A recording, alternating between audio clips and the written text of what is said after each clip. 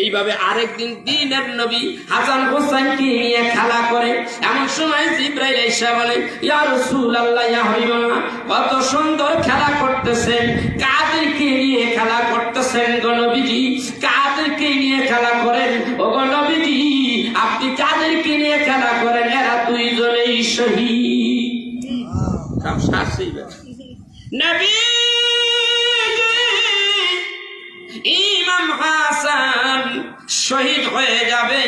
ইমাম হাসানকে বিষ পান করাইয়া শহীদ করে দেওয়া হবে গো নবীজি। দিনের নবী চোখের পানিগুলি গাল বেয়ে বেয়ে পড়ে। এবার ডাক দিয়ে বলে, আমার হাসান হোসাইনের খবর কি? কে বললাম?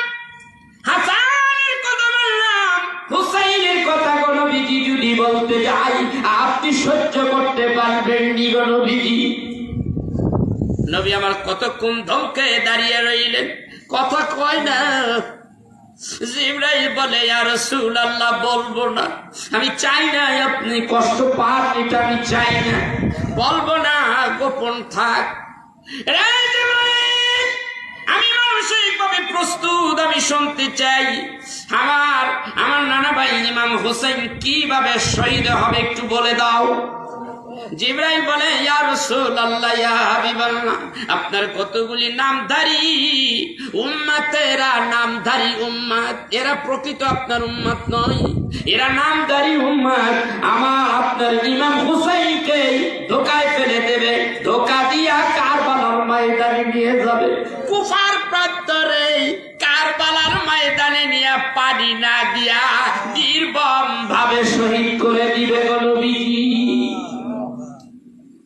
অন্য বর্ণনায় আছে, জিবরাইল বলে, ইয়া রাসূলুল্লাহ, আমি বর্ণনা করলাম হাসান এইভাবে দুনিয়াতে বিদায় হন, ইমাম হোসাইন বিদায় হয়ে যাবে, আপনার বুঝি বিশ্বাস হয় না গো নবীজি? অপেক্ষা করুন, কারবালার ময়দানে আমি একটু যাই, যেই জায়গায় ইমাম হোসাইন শহীদ হবে আমি ওই জায়গার থেকে একটু মাটি নিয়ে আসি। নবী গো, আপনি ইমাম হোসাইনের গায়ের ভিতর থেকে যেই ঘ্রাণ আসে অবশ্যই আপনি জানেন। ইমাম হোসাইনের গায়ের ঘামের গন্ধটা যদি আমি অন্য জায়গায় রেখে দেই, লুকোচুরি করে যদি রেখে দেই, আর যদি হঠাৎ করে আপনার সামনে এনে দেই, আপনি যদি নাকের ভিতরে লাগান, আপনি অনায়াসে বলতে পারবেন এই ঘ্রাণটা যেন আমার ইমাম হোসাইনের ঘামের গন্ধ। নবী যা বলেছ সত্য বলেছ, ইয়া রাসূলুল্লাহ, যদি তাই হয় আমি কারবালার ময়দানে যাব, 1 সেকেন্ড সময় লাগবে, 1 সেকেন্ডের মধ্যে আরেক সেকেন্ডের মধ্যে আমি 1 মুষ্টি মাটি নিয়ে আসবো গো নবীজি। এক মুষ্টি মাটি নিয়ে 1 সেকেন্ডের মধ্যে আপনি নবীর সামনে হাজির। কারবালার ময়দানের মাটি আনলেন, আমি গো নবীর কাছে দিলেন, ইয়া রাসূলুল্লাহ, নাকের লগে লাগান, ইমাম হোসাইনের গায়ের সঙ্গে নাকটা লাগান, 2 জায়গার ঘ্রাণ কি এক হবে? মাটি গুলি যেন দিনের নবী নাকের গোড়ায় লাগাইলেন।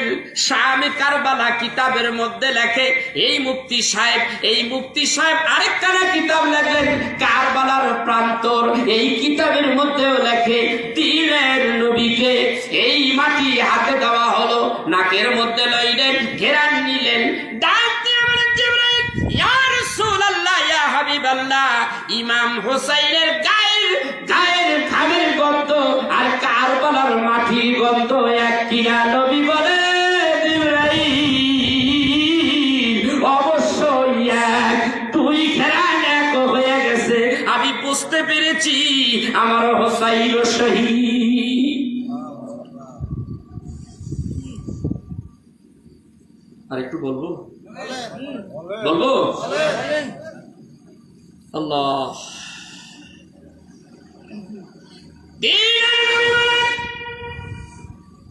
আমার একজন স্ত্রী হযরতে উম্মে সালমা রাদিয়াল্লাহু তাআলা আনহা, আমি তাকে ডাক দিলাম, উম্মে সালমা রে, এই মুষ্টি মাটি একটা কাচের বোতলের মধ্যে ভরে রাখো। উম্মে সালমা ডাক দিয়া বলেন, আমার কাছে যখন দিল 61 হিজরি পরে যেই ঘটনাটা ঘটবে, মনে হয় ওই পর্যন্তই আমি বেঁচে থাকবো।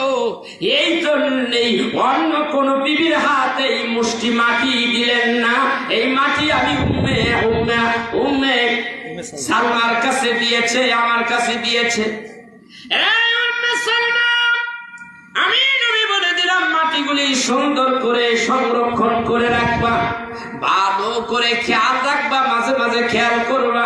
যেই দিন এই মাটি রক্তে পরিণত হয়ে যাবে, সেই দিন মনে করবা কারবালার ময়দানে ইমাম হুসাইন শহীদ হয়ে গেছে।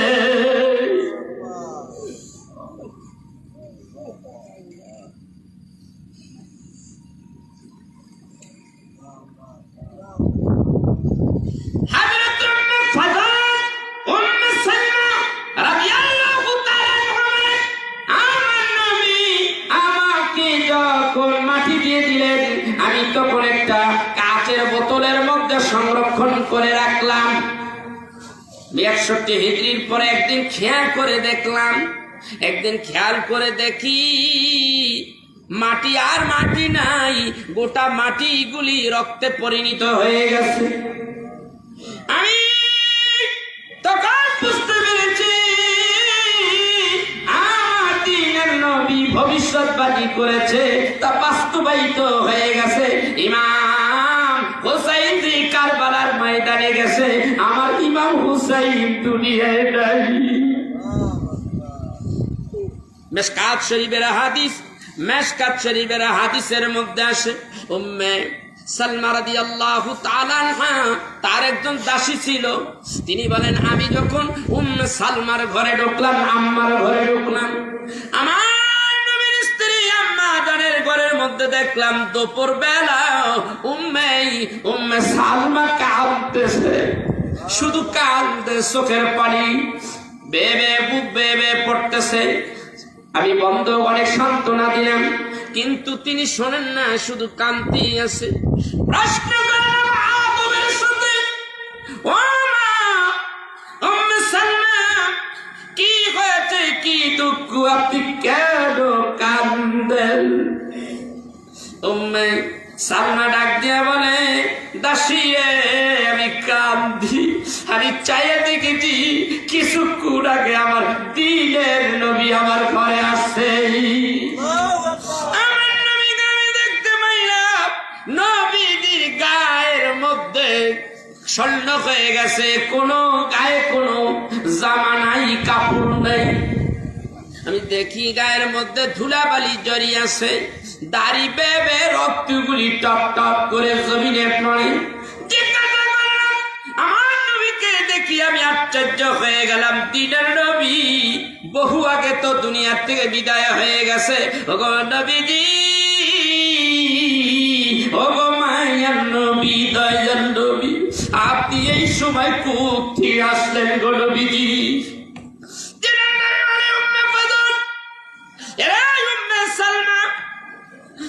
আমার হুসাইন নাই রে, আমার হুসাইন কারবালায় শহীদ হয়ে গেছে, আমার হুসাইন দুনিয়ায় নাই।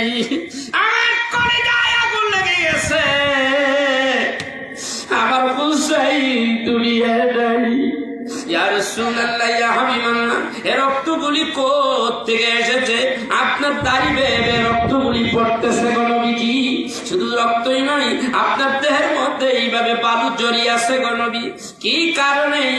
হযরতে নবী বর্ণনা করতেছেন উম্মে সালমার কাছে, এ সালমা, আমি যখন দেখতে মাইলাম জনক এক ব্যক্তি ইমাম হুসাইনের বুকের উপরে বসিয়া খঞ্জর দিয়া এইভাবে যখন গলার উপরে খঞ্জর চালাইতেছে, তখন ইমাম হুসাইন একটা ডাক দেয়, ও দাদা ভাই, ও দাদা ভাই।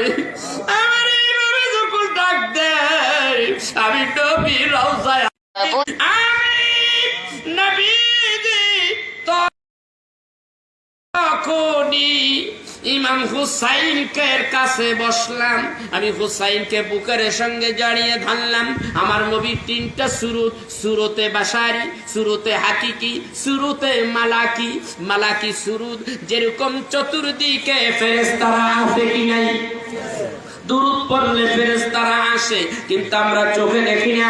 আমার নবী এমন একটা সুরত দরিয়া, ফেরেশতাদের সুরত দরিয়া যখন আসলেন, ভাইয়ের আমার 3টা সুরত আমার ভাইয়াম তাফসিরে রুহুল বায়ানের মধ্যে, তাফসিরে রুহুল বায়ানের মধ্যে সূরা মারিয়ামের তাফসীর করতে যাইয়া আল্লামা ইসমাইল হোসেন মাক্কি তিনি বলতেছেন রাসূলের 3টা সুরত, সুরতে মালাকি, সুরত দরিয়া,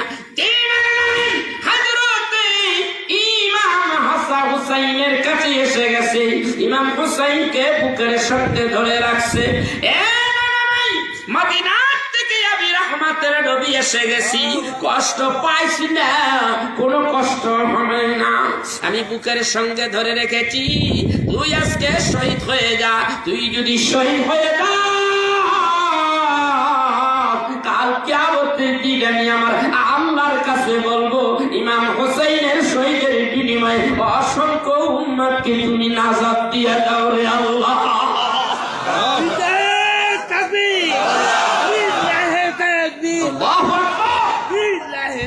আল্লাহু আকবার। ইয়া রাসূলুল্লাহ সাল্লাল্লাহু আলাইহি ওয়াসাল্লাম, ইয়া রাসূলুল্লাহ সাল্লাল্লাহু আলাইহি ওয়াসাল্লাম। ভাইরা,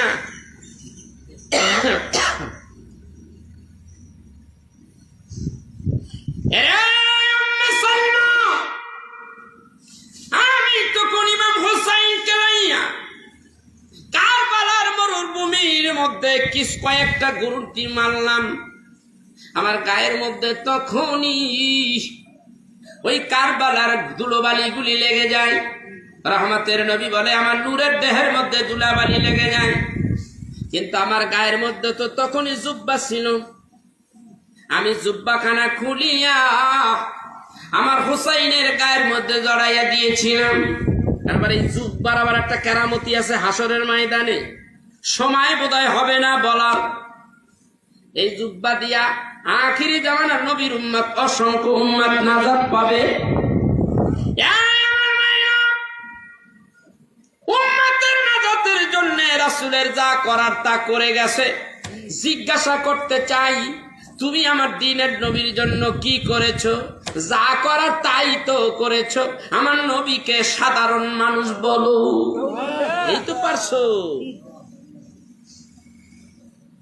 উম্মে সালমা ডাক দিয়া বলে, ইয়া রাসূলুল্লাহ, আপনার দাড়ির মধ্যে এত রক্ত।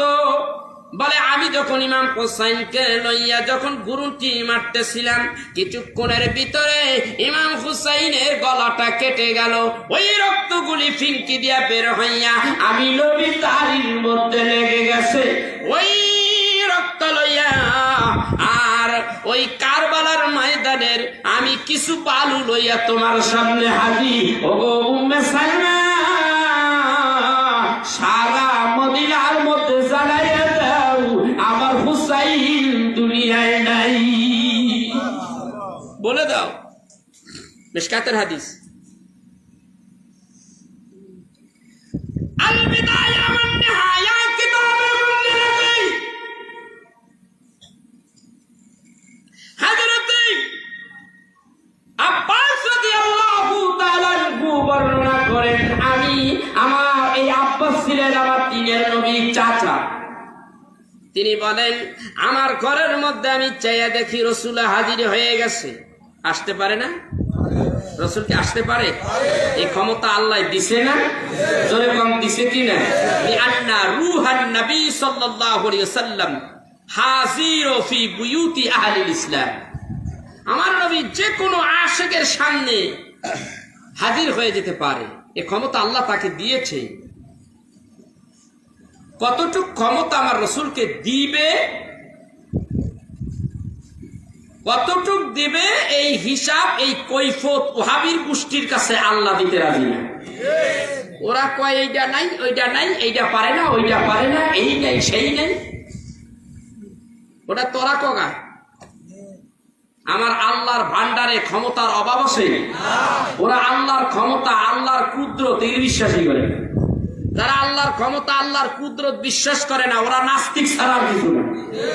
নাস্তিকের গোষ্ঠী, মালাউনের গোষ্ঠী।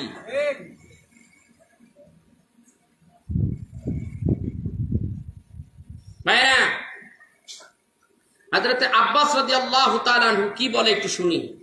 আব্বাস বলতেছেন, আমার ঘরের মধ্যে আল্লাহর রাসূল হাজির, দেখতেছি শরীরের মধ্যে ধুলাবালি আছে, রক্ত টপ টপ করে পড়তেছে।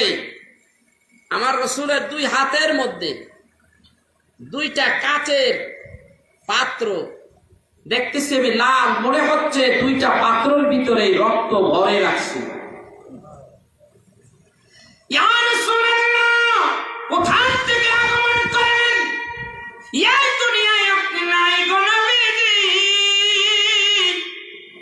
কোথা থেকে আসলেন গো নবীজি?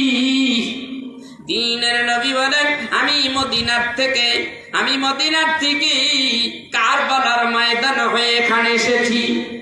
গায়ের মধ্যে ধুলা লেগেছ, আমার মুখকে লইয়া গুরুনটি দিয়েছি, রক্ত ঝরিয়েছে, আমার ইমাম হোসেইনের গলা কেটে ফেলেছে, রক্তগুলি আমার দাড়ির মধ্যে লেগেছে, সেই রক্ত। ওগো চাচা যান, সারা আরব জাহানের মধ্যে আপনি জানিয়ে দেন, ইমাম হোসেইন কারবালার ময়দানে শহীদ।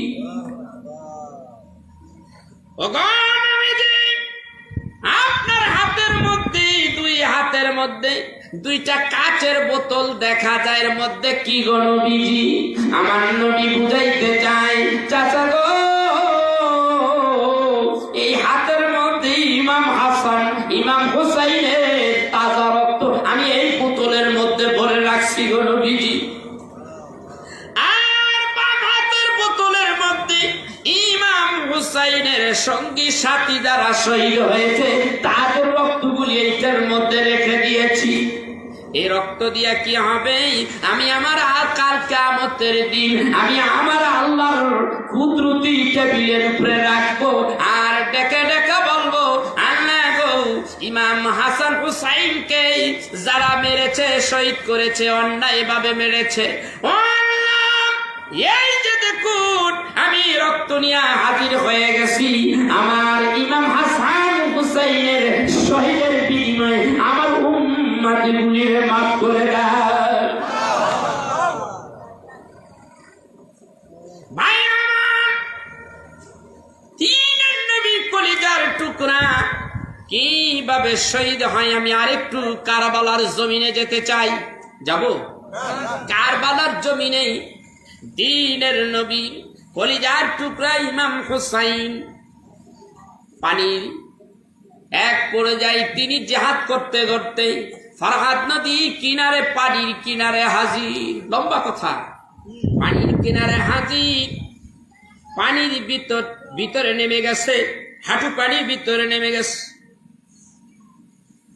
আল্লামা মুফতি শফি তার কিতাবের মধ্যে বলতেছেন, সফিনায়ে নূহের মধ্যে বলতেছেন কি, হযরতে ইমাম হুসাইন দুই হাতের অঞ্জলিতে পানি ভরেছে, পানির ভিতর থেকে যেন আওয়াজ আসতেছে, হুসাইন পানি খাইস না রে হুসাইন, পানি খাইস না, এটো পানি খাইস না, এটা এটো পানি। এই পানির ভিতরে ইয়াজিদের মুখ লাগছে, এই ওহাবি খবিশদের মুখ লেগেছে, নবী বিদ্বেষীদের মুখ লেগেছে, এটো পানি তুই খাইস না, আয় আয় আমি নবীর কাছে আয়, কিছুক্ষণের মধ্যে আমি তোকে জান্নাতের পানি পান করাবো। ফেলে দে পানি, ফেলে দে। পানি কি জন্য খাবি? অন্য রাওয়ায়াতে আসছে ইমাম হুসাইন পানি হাতে অঞ্জলির মধ্যে ভরেছে, খাবে। এমন সময় হযরতে আলী আসগরের কথা মনে হয়ে গেছে, হায় আমার আলী আসগর রে, আরে পানি। কারবালায় ঘটিল এক করুণ কাহিনী, ইমাম বংশ পাইল না পানি। কারবালায়